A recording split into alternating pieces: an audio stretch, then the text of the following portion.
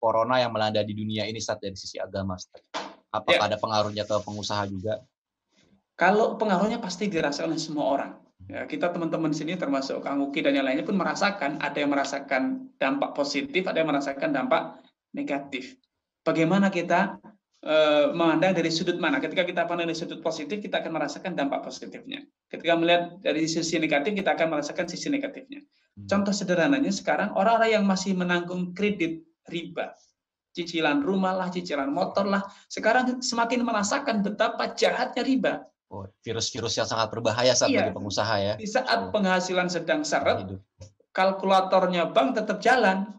Itu yang Allah gambarkan, ata'afan mudha'afa, riba itu berlipat ganda, terus berlipat ganda. Ya. Dan kemudian di kondisi semacam ini, pandemik ya, ini semakin membuktikan bahwa manusia itu makhluk yang lemah, tidak berdaya. Tidak ada tempat untuk berlindung kecuali Allah SWT. Sekarang dalam kondisi penyebaran virus seperti ini, kita mau berlindung di mana? Tenaga medis pun menjadi korban. Rumah sakit pun menjadi tempat yang paling menakutkan sekarang. Baik orang kaya maupun orang miskin. Sampai pun uang yang di saku antum, itu pun antum takut sekarang.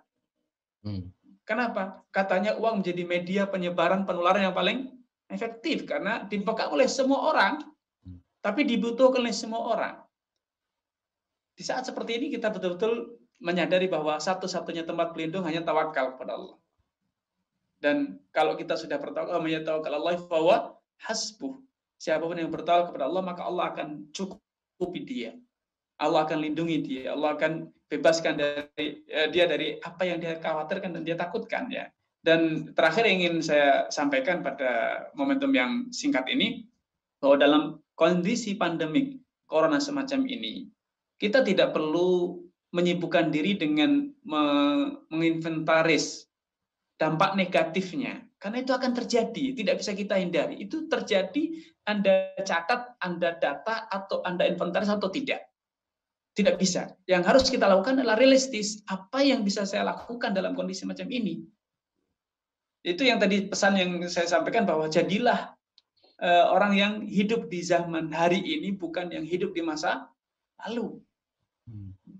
Corona, virus itu akan tetap terjadi, ada, atau mungkin nanti suatu saat berhasil dijinakkan, tapi tetap kita tidak akan bisa merubah. Yang bisa kita lakukan adalah apa yang ada di tangan kita. Apa yang bisa kita kerjakan hari ini, apa yang bisa kita lakukan. Ini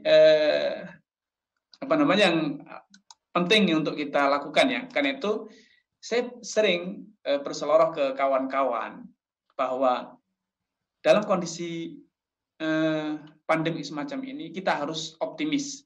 Percayalah bahwa air mata yang berderai hari ini, peluh yang bercucuran hari ini, itu adalah kisah heroik hari esok. Saya ulang, bahwa air mata yang berderai hari ini dan peluh yang bercucuran dari tubuh kita hari ini, itu adalah kisah heroik yang akan kita ceritakan, kita banggakan kepada anak cucu kita hari esok.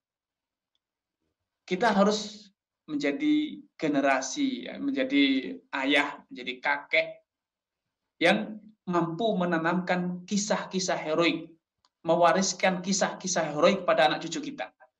Maka kesempatan untuk mengukirkan kisah-kisah heroik survival, kemampuan bertahan, beradaptasi di musim sulit semacam ini besok kita akan jadikan sebagai materi mendidik anak cucu kita. Nak, dulu Bapak waktu krisis tidak ngeluh, di PHK, bisa hidup, nyatanya kamu sekarang bisa ada, bisa beranak pinak.